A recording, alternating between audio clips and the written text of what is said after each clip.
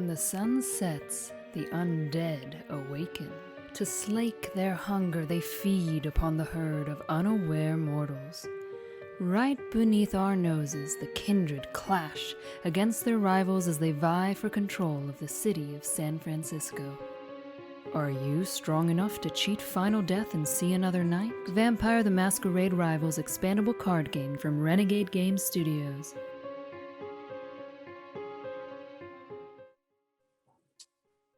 Good evening and welcome to Vampire Wednesday, everybody. As we approach the first Continental Conclave, I'm Matt Holland here with the game designer himself, Matt Hyra. Matt, how's it going? Hi there. Doing pretty well. We're also here, by the way, with Katie, whose birthday is today. Happy birthday. Everybody in the chat, wish Katie, our video associate here, a happy birthday. You beat me to it, Matt. Come on. Stole your thunder. We've got a little bit of news, and then we're going to be talking about sort of what to watch out for, what to expect deck-wise as you are going to a bigger tournament. And how to prepare, how to have cards in your deck that might help you against some of the top decks out there. Tips and tricks and tools and all that sort of stuff. But very high on people's priorities, I think, is Heart of Europe, and where is it? I have great news in that the shipment arrived at our distributor on Monday, and they are shipping out our Renegade pre-orders, as soon as they can here. So those should be shipping this week and shipping to retailers at the same time. So whether you have an order through us, order through your friendly local game store, those will be in your hands very, very soon.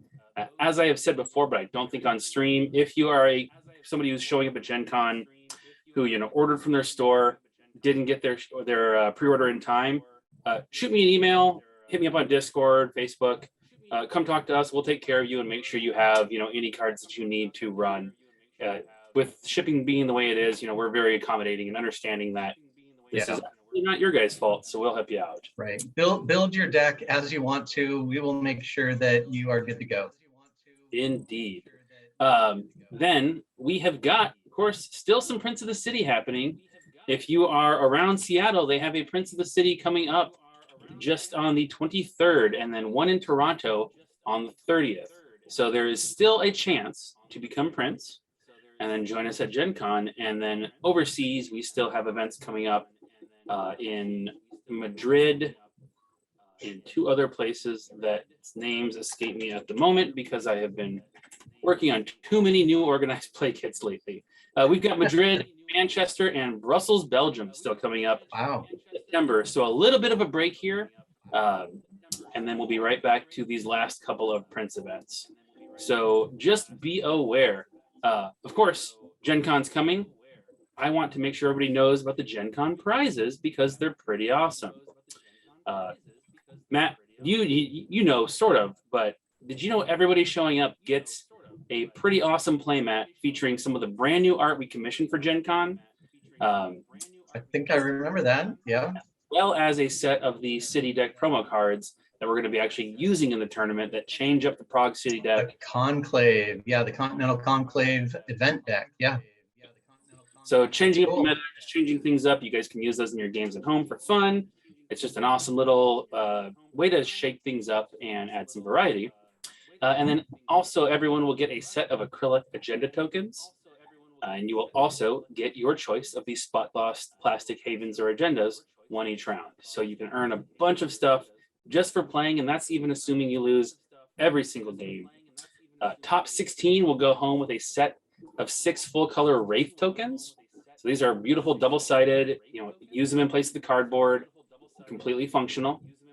The top 4 is going to get an amazing leather-wrapped Continental Conclave deck box from our friends at Elderwood Academy. It's a little bit different design than what we did for the Season 0 League, but really awesome, very thematic, and I think they look fantastic.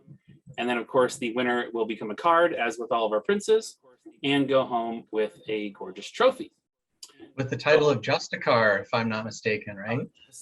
Justicar. So we'll have princes, we'll have Justicar, and then late this year, we will have the opportunity to become Primogen of your local store, too. So really getting the full hierarchy in here and chances for you to earn titles kind of across the board.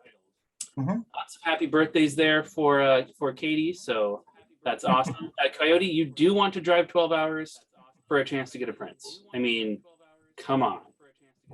I'm guessing you're talking about Toronto. Then you also get to go to Canada. Rules updates, Matt.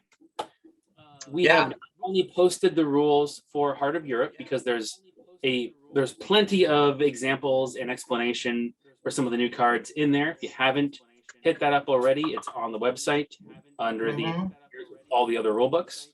But we've also got some additions to the clarification document that you made, Matt.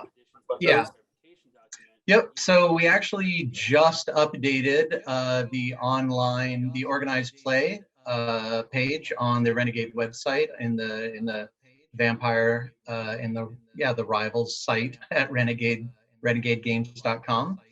Just click on Rivals, click on organized play. You'll find the rules update now, July 2022. I think this will hopefully be our last update. We don't want to make any changes, obviously, because people are deep into Gen Con testing, but just little clarifications in there. This is not these. Just to be clear, these are not errata or other things like that. So these are just basically some clarification and cleaning up. Yeah, there's one of them, Disheveled Shelves being such a brand new outlier of an agenda card. We did want to, we have it in the FAQ that you can't win using agenda if you, in the rule book, right. In the rulebook FAQ, we do mention you can't win with agenda once you flip this face up, but we actually we're going to want to put that on the card eventually, because that kind of thing should not be in a rule book. So we kind of failed there a little bit. So we're going to be adding in the same parlance as the normal cards, but in this case, it'll be if you reach 13 agenda, nothing happens. So that is just there to, make sure that the victory conditions of that card are spelled out on the card. Now, note that if you do not flip your agenda, your Disheveled Shelves face up for the entire game, you can win with the game rule 13 agenda wins you the game. All right, so that will be the ultimate challenge, winning without your agenda card face up at all. I will tell you, if you pull this off at Gen Con, in an actual tournament game, let's call it a side event. We don't want anyone doing this. Well, I'm saying, like, I'll give you a prize for the achievement. Not like something so amazing that you should torpedo your chances of winning or anything. Or collude with a bunch of people to get a gold brick. It's not going to be that. Yes, if I had a gold brick, I would be doing something else that week. But not probably a viable strategy, but no, it is possible. Right.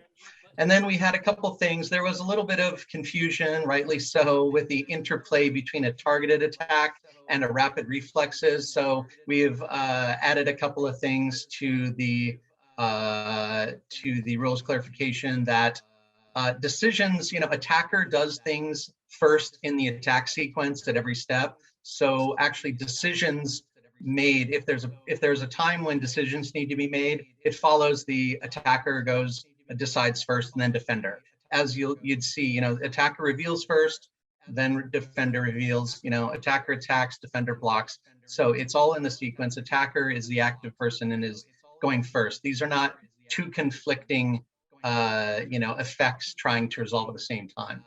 We've also, just to make that a little bit easier, we're adding to the targeted cards when revealed. So the reminder text on targeted cards like Sucker Punch and the Wraith one, which I suddenly forgot because I tried to think about it. Someone will mention it. Targeted is now going to be when revealed, you may retarget this attack to any legal target in the opposing party. So you're not waiting until after both the attack and any reactions are revealed. So that just makes it a little bit easier for everyone to figure it out. It does not mean that the reaction gets to switch person. Living Shadow, there it was. Living Shadow is the other targeted card. So it doesn't mean that the reaction is suddenly going to be any better, because you're probably not going to retarget it towards someone who played a reaction against that attack, because they'll probably be protected. That is it. That's it for the new updates. But of course, we have the mentions of there from last time of the four-player rival token distribution. There's a little bit more about like looking at face down cards, turf war, things like that. Things we talked about in previous episodes. So, Matt. Yeah. As is tradition, I have an odd edge case scenario that I now want to ask about disheveled shells. Yeah. Could you also, what's the card that lets you, like, you blank part of the agenda, isn't it? Yeah, the constant surveillance. Constant, I was trying to look it up, but I thought I was thinking spy game. Right. So constant surveillance. Yeah, if constant surveillance. Right.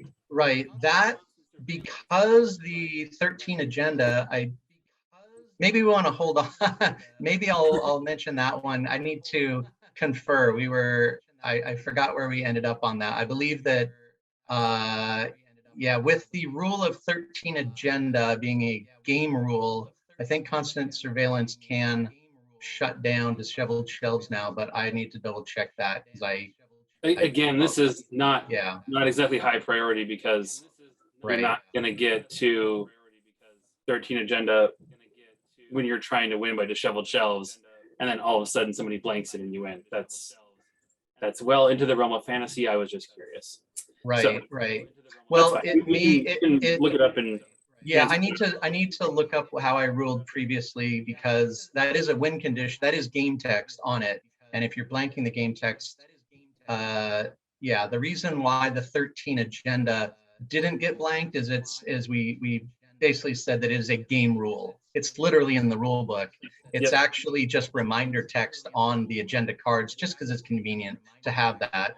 And now with things like Horde the Herd being, having a possibility of being slightly higher than 13, it's important to make that distinction. But don't make any crucial Gen Con conclave decisions based on this.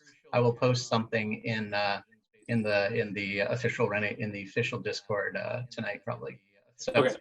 We'll probably end up getting some comments here during the cast anyway. So well, but let's, speaking of the conclave, on to more concrete concerns, worries, things to look out for. Let's talk starting with Dragon's Roost.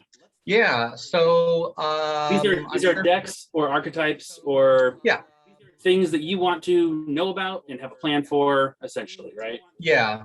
These are we're just going to go through some of the havens and agendas that are very popular right now, and things that you're going to want to look out for these, and you're going to want to have a plan when you see them.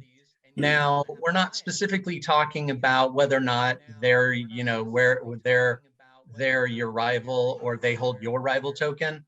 These are just general things on what you want to look at, because you need to pay attention to what everybody's doing at the table. Yes. So anyway, the big one, of course, is Dragon's Roost. This is a card where you're definitely going to need to pay attention to a player who is ready to block an attack. So you also are going to need to look at what their agenda is. If their agenda is something like turf war, they're going to be looking to block with aggressive reactions, and they're going to be looking for weak attackers, because they would love to be able to take out a character and score some agenda real quick. And score agenda without, right? Off-turn agenda is very cool. So what can you do to slow down, to keep the Dragon's Roost player away from you? Well, first off, you can mend up your attackers before attacking, so that you don't make a tempting target. If you run out there with a 5 BP character with 2 blood on them, they're going to be chomping at the bit to block that, because they might be able to get 2 agenda off their turf war. So anyway, mending up is going to be very important.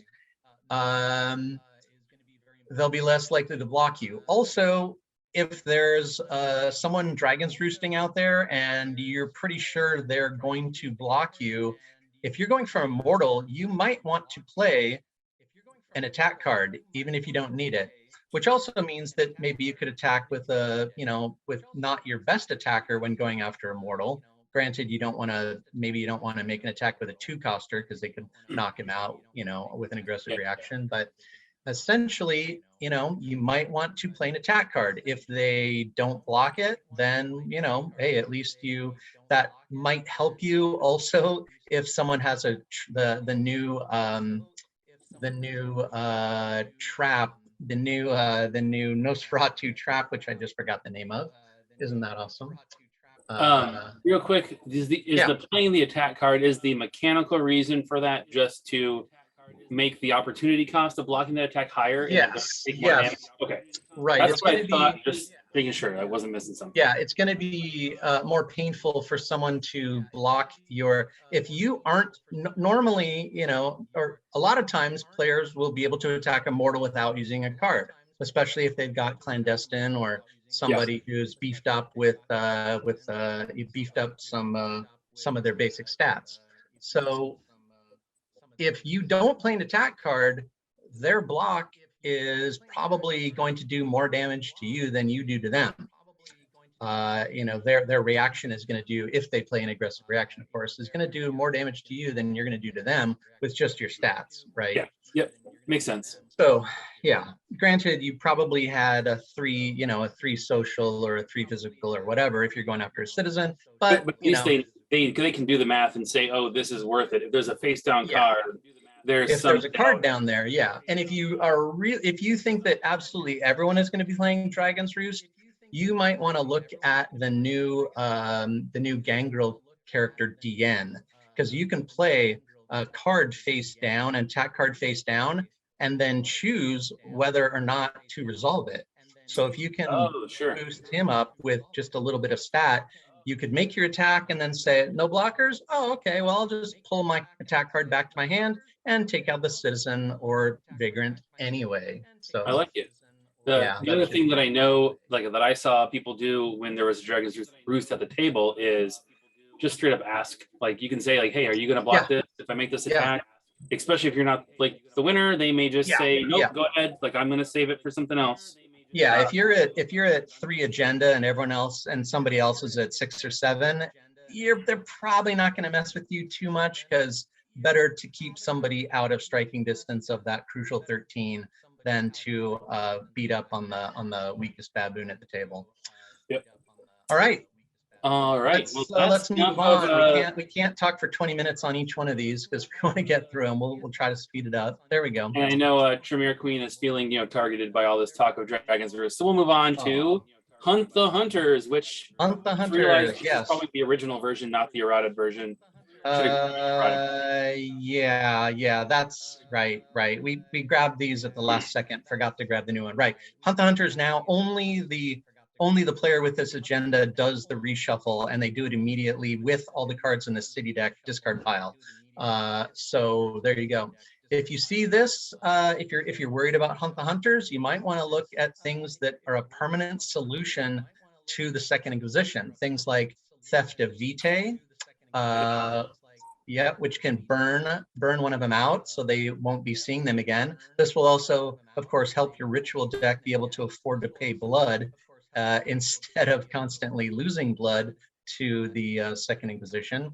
There's also Necromancy, the Oblivion card, the Hecata card, I guess you'd have to say, that can get rid of a Second Inquisition, especially once they've started shuffling in a little bit more. If you do it turn 1, you're likely to hit a citizen or a vagrant over a Second Inquisition, but you probably have 3 of them in your deck if this is your plan. So there you go. Other things, of course, are Royal Retreat. You can just get rid of some things. You can just get rid of those Second Inquisition for a little while so they don't mess you up early game. And then there's some of the ways to do blocking, like Street Preacher. I see you had Street Preacher there. Prevent them from from getting their kill. Also Dragon's Roost. Also Dragon's Roost, of course. That's why it's popular, because it's good against a lot of different things. And the new Wake with Evening's Freshness ritual, which can be fun, and that allows you to block with any character, any ready character, not just your leader. Yes. Cool. So there you go. There's a few things. Hunt the Hunters, I will point out, very strong showing last year at Gen Con and also won the event. So definitely still a factor even with the changes to it. So yeah, make sure you have a plan or an idea for that one. Yep. All right, let's look at the next card that you might want to Disheveled look out for. We've heard a lot of talk of Disheveled Shelves, probably because it's so unusual, but you know, people always like the new hotness, and this is one of the hottest cards that people have been talking about. It's possible you might see it at Gen Con. So how do you, if you're worried about this card, what do you do? Well, you could I see the note here. People aren't going to be happy about this. No, you could perform the ultimate sacrilege and include more than 40 cards in your deck. So if you're super worried about this card and you just cannot make those last 2 or 3 cuts, maybe you keep those last 2 or 3 cards. Who knows? If it's a title deck and you really want those extra titles, maybe it's worthwhile. You never know. Also, just as advice is to remember that the Disheveled Shelves is looking for your library to get completely run down. When you're down to about 10 cards left in your deck, start drawing from your faction deck. All right. It might also. I'm not happy about this deck size suggestion. Of course not. I know. It's fine. It's fine. Yeah, don't forget that you can draw from your faction deck until that goes to 0. Once a deck is at 0, you can't spend draws out of it to just draw nothing. You do have to draw. So there you go. Another thing is if you're getting your hand flooded by a Disheveled Shelves player, especially if you see Perseus out there, Perseus can hurt you real bad. So can Shakedown. Yeah, if you see that out there, you might want to ask players if you can pay their intel costs, because you don't want to have that many cards in your hand. Otherwise, the Disheveled Shelves will turn those discards into extra draws, and it'll just keep compounding. So try to avoid that. That's so, yeah. Man. And also, obviously, mend all of your characters, right? So you probably won't get attacked too much except by Perseus, so you can afford to mend everybody all the time. So there you go. I think I've said before, I have both enjoyed playing as and against mill decks that are trying to exhaust your deck in other games, but in this one, with the trigger being your deck being empty and not your hand, it's just this like interesting puzzle, and I really do want to try some of that at Gen Con just to see what it's like. So. Yeah, I'm sure people will be playing casual games and side games with it just to try it out. Indeed. Next card. Horde the Herd. Now this is the mostly updated one. Missing some metallics, but we did add the +2.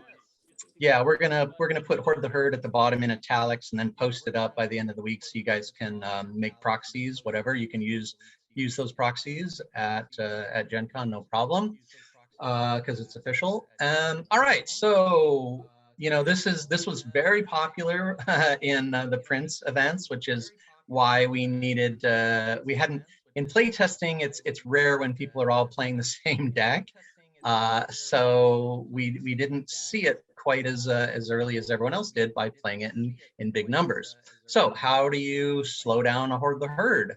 Well, there's some things like, you know, feeding the hungry can throw a vagrant back into the streets. Even Rain on Your Parade, especially if they need to get more than 13 agenda. Rain on Your Parade is social attack. If they have 9+, they are going to lose an agenda. Anything that can knock an agenda off of somebody is going to hurt the Horde a little bit more than another deck if it has to get over that 13, especially. Also, you know, you may have to slow down on going after mortals in the street because you don't want to help the Horde player. You want to encourage other players. Or Hunt the Hunters, you are directly, you know, helping to advance the Herd players' agenda. Yeah. Yep. Yeah, you also want to encourage the other players at the table to slow down on their attacking of mortals a little bit. And then, of course, you know, the usual Street Preacher, Dragon's Roost, Wake with the Evening's Freshness can stop them from knocking out some of those mortals, which they're going to want to do. Indeed.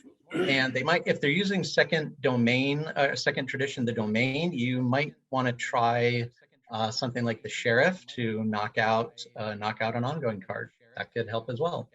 There you go. All right, let's see a little more.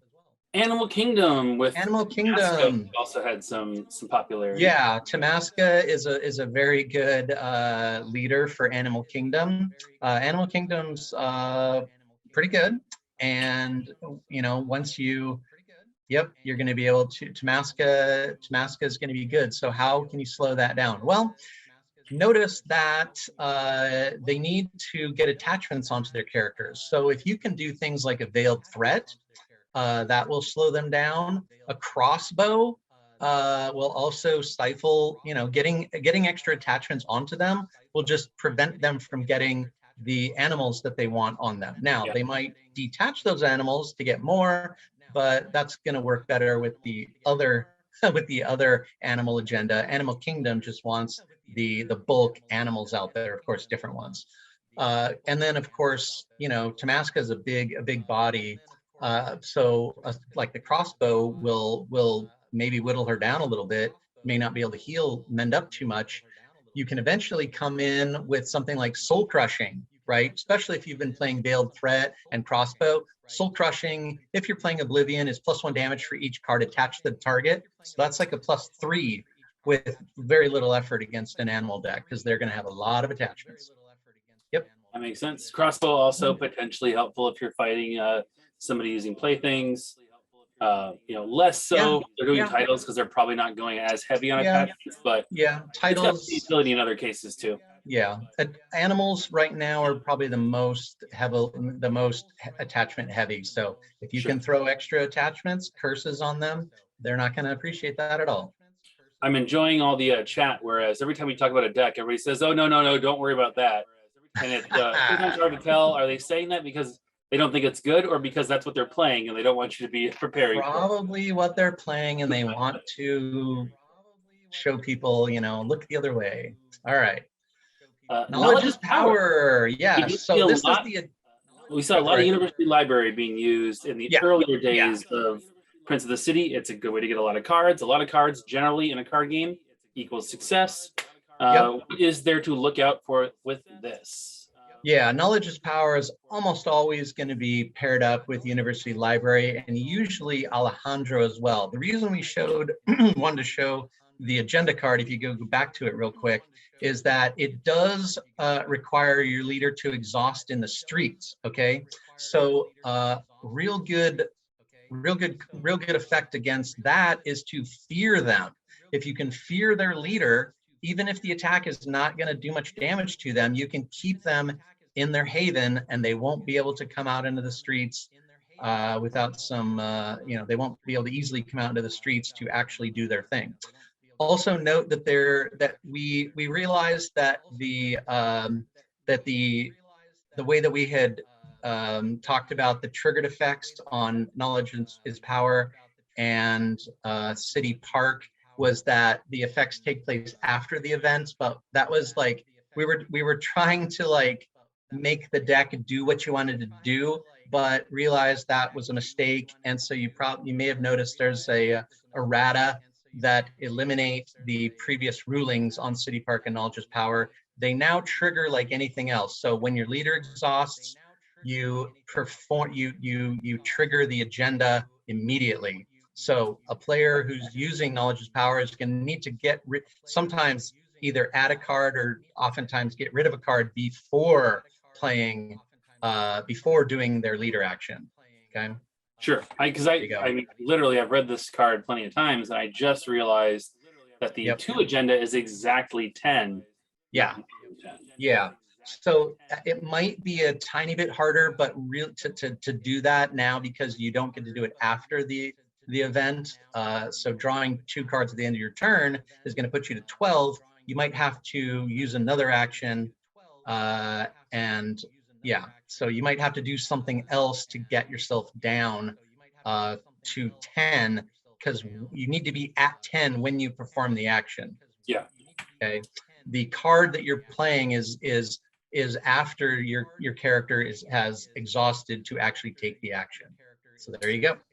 There you go. And then Alejandro, you mentioned just just to be on the lookout for him. He's a very likely character. If you see the University Library, you're probably going to be seeing Alejandro as well. So there you go. There you go.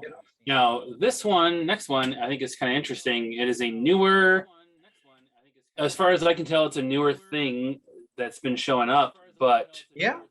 it's very, I don't know, Yeah. keep an eye out for it. This is Diablerie, which is a thing that came in Shadows and Shrouds. Not super common, but there's a combo with Inmate. Inmate 745. Yeah, Inmate has been getting a lot of attention alongside the Big House because he can do such explosive physical damage. You know, add a card on top of that, like a holdout dagger or whatever, and he might be able to one-shot somebody who's weak on physical. So if you're super worried about Big House, you're going to need to beef up your defenses. You probably want a little bit of physical defense because you have a decent chance of seeing the Inmate alongside of that. The other reason that the Inmate is so good with Big House is if you can knock somebody out who's got a 2 social, well, then suddenly the Inmate's got 2 social. And now he's even tougher because the next attack he makes doesn't have to be physical, right? So how can you fight against that? Well, you might want to toss 1 or 2 very small characters into your faction deck. Most decks are looking for, 3 to 4 cards that are really working with their theme. And then usually there's a couple extra characters that are there just for a discipline. All right.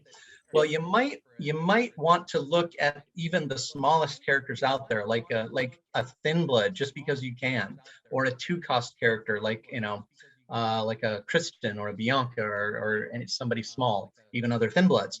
The reason you might want those is you probably want to block an attack made by a Big House leader. Only the leader can do it.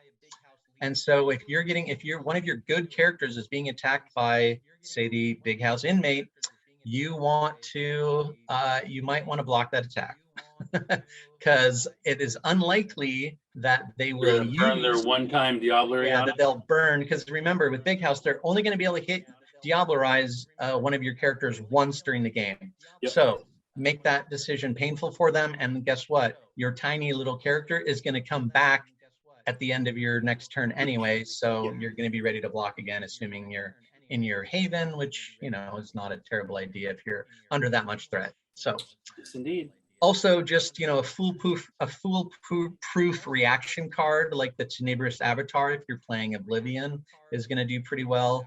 And there's some other ones that can get you some decent. You're going to need 3 or 4 defense shields against some of these Inmate attacks. Yeah. Yep. And also, it's just like, because the excess damage doesn't bleed over or anything.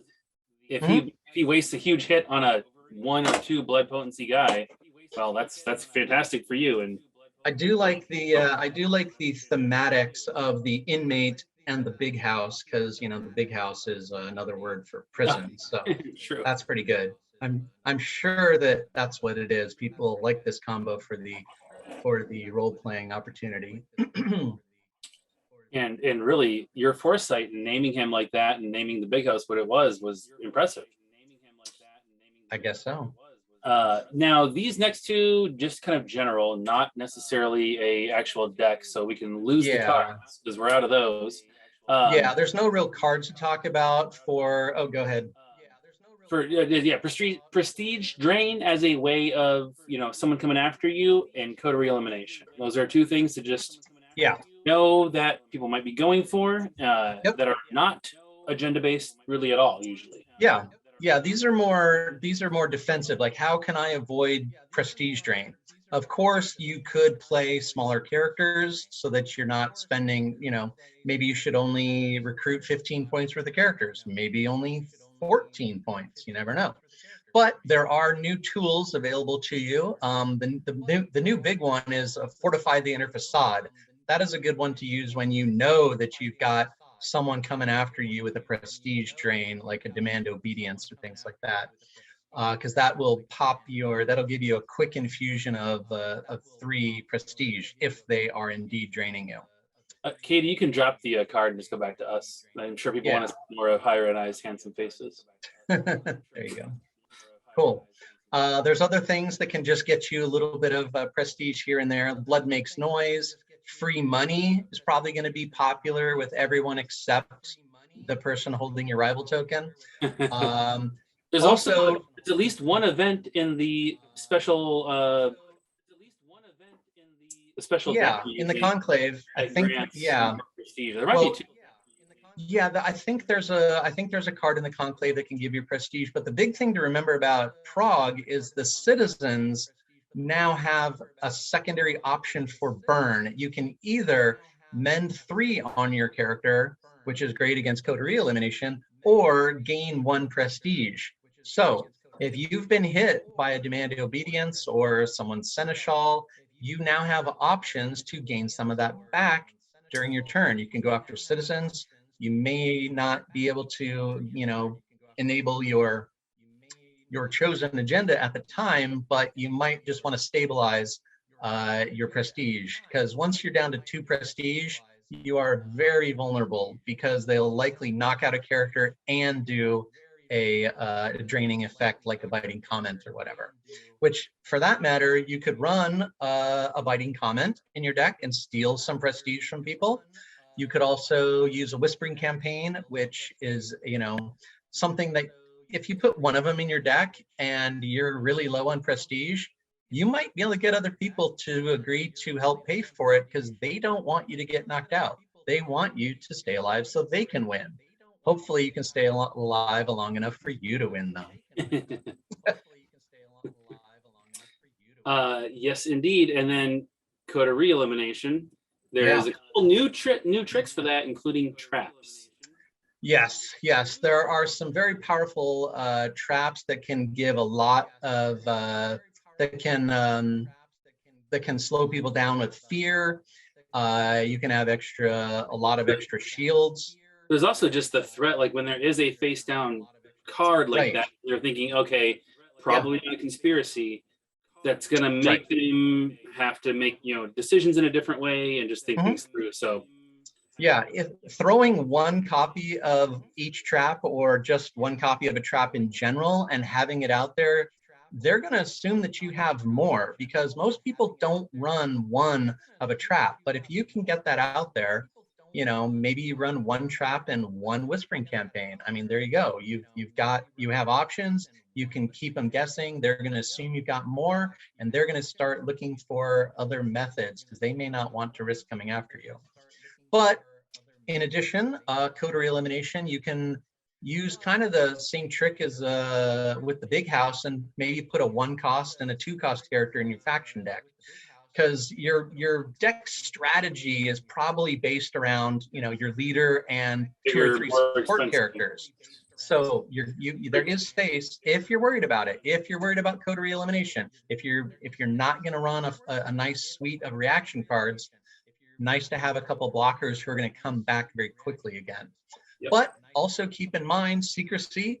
You can don't forget the first tradition, the Masquerade, the original. Defense of the Sacred Haven, Keeper of Elysium, and Shadow Cloak, if you're running Oblivion, is also real good. So those are especially helpful if you have an agenda that doesn't require you to be out in the streets all the time. Yeah. Good ways to just kind of forward up and try and score your points. Yeah, actually, well, first tradition, the Masquerade is in the streets, actually, and you could have multiple of those, so it's pretty cool. They do cost 2 prestige, so it could be a little tough, but cool. Right, so that's all good stuff kind of for yourself, but it's also important in a multiplayer event like the Conclave. You also want to keep other players from losing sometimes so that you can score your points to win. There's a couple of good tools for that. Like you mentioned free money earlier. Free money popular with everybody who's not going for prestige drain. Yeah. Street Preacher and Dragon's Roost, we've talked about. They can get in there and throw a wrench in somebody's plans. Yep. You also have Mercy, Rain of Blood, and Wake with Evening's Freshness as additional ways to mess with other people's abilities and intentions. Yeah. Yep. Right. So yeah, Rain of Blood will get extra blood onto people, which will hopefully keep them in the game. You don't want someone else to lose because then you can't win. So it's you know, one free money in your deck might come in handy if you or someone else is low on prestige. I bet they're going to spend some influence to help out, Very much a and case of, you'll profit from it as well. yeah, very much a case of the enemy of my enemy is my friend when it comes Yeah. to things like that in Rivals. And then if you are trying to keep other players from winning, Right. Raid on Your Parade's a very good one. Constant Surveillance, spy games Yep. are a little bit more like edge casey and Yeah. creative, but potentially really, really powerful. Yeah, spy games can dive in to really thwart someone, and you can snatch victory away from them at the crucial moment. Sometimes it's hard to keep a card in your hand for 7 rounds without discarding it to mend or for intel, but that can be good. There's a couple of the La Sombra cards that can do a little bit of stealing of agenda as well.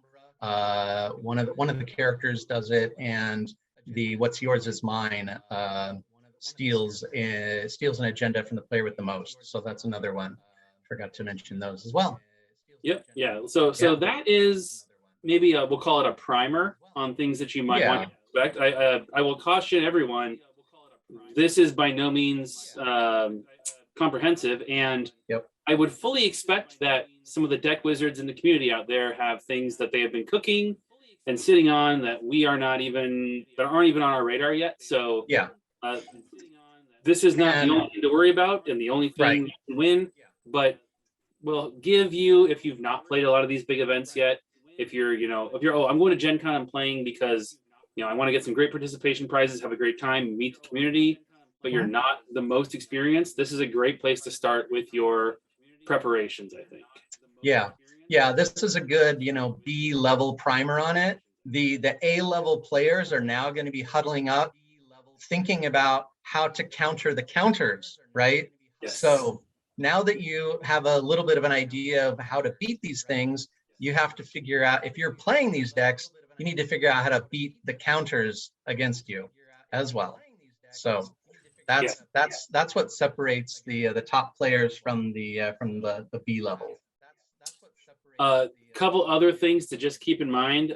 Make sure you sleeve your decks and make sure you use opaque sleeves and different colors for your library and your faction deck. That just prevents any sort of confusion, makes it very, very obvious the mix of cards in your hand, because that is public information, both the quantity and which decks they are from. And just a good housekeeping general sportsmanship thing, opaque sleeves, different colors. And the last thing to keep in mind is cards with errata. So remember Sucker Punch, Madhouse, Herd the Herd, the Pit, and Hunt the Hunters. Those are the more functional erratas, the ones that are not just clarifications. Those are the ones where it actually changed what the card did. So make sure when you're building and you're practicing, you are using those cards in their errata versions. And we'll have the PDFs of all 5. We have 3 of them up so far as PDFs, but we will attach the other 2 as well, so you can have the full suite of functional errata cards that are certainly tournament level. You will see these. And the first 3, the Sucker Punch, Madhouse, and Hunt the Hunters, you'll be getting updated copies in your Heart of Europe. So those are going to be, more fresh in your mind. And that's true. You'll actually, you'll just be looking for the Pit and Hunt and Horde the Herd, right? Yes. Yeah, right. So one other thing, I want to make sure people think about those and are not forgetting that, hey, this isn't quite the way that it is written. I'd also say, I think we're kind of wrapping up, but I think one last thing I would say is the event starts on Friday, right? The Conclave? Yes. Yeah. So Thursday, there will certainly be some people looking to play some Rivals at the Renegade booth. And at the Renegade tournament area in Hall D, I believe, not the booth. Okay. Oh, not the Renegade room, right? The Renegade has a role-playing room, right? Well, we're in the card flopping 3 area, different rooms. We've also got a booth, and then we have our tournament area where you and I will be. Is it the same place as it was last year? Pretty much, yes. Okay. In the big hall. Yeah. Show up on Thursday. Play with some people you haven't played before. You can play your tournament deck. Maybe you're trying to figure out 1 or 2 last cards to cut. But some people won't be playing with their real tournament deck because they want to keep it a secret. Some people will. They might lie to you and just say, yeah, this is just my secondary choice, whatever. A lot of times it will be their second choice, or it'll be a deck that their friend is playing because they want to see how good it is or whatever. But A lot of yeah, there's a little bit of jockeying for, yeah, sure, of course I'm playing Disheveled Shells, right? That kind of thing. But it's just a good place to come and play against some of the top players in the country, and possibly from outside the country too.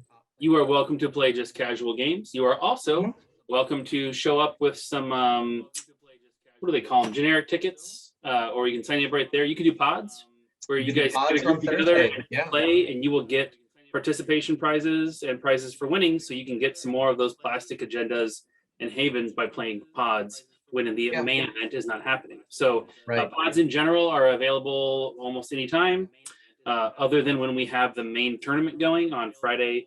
So you can just come and hang out, bring 4 or 8 people, play some games, get some prizes, have a good time, or you can just show up and play for free and just do casual games. And I know last year I played with some people. We had a lot of people just hang out, meet the community, and have a great time, get some last minute practice.